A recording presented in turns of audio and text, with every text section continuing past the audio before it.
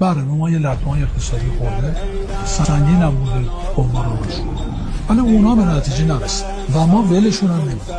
آمریکایی‌ها باید بدونن رهاشون. شما یک داغی به دل ما گذاشتید، ما رهاتون نمی‌کنیم. باید به قبول بکنید دیگه حق تجاوز به ایران ندارید. بپذیرید گستاخی کردید. کدوم قانون بین المللی میگه یک کشوری به خاطر وسوسه خودش گفت میتون به یک کشور حمله میکنه؟ وسوسه چون رو به حمله بود حالیت میکنه چکار؟ وسوسه چه حالیت هست؟ این به نظر من ملت ما پای کار بایستده، مسئولین ما متحدن در این قضیه، هیچ اختلافی الان در صدی کشور وجود نداره. در مبارزه با امریکا و اسرائیل هیچ اختلافی وجود نداره و ما نمیذاریم از این محرفین رها بشن. باید تاوان اینو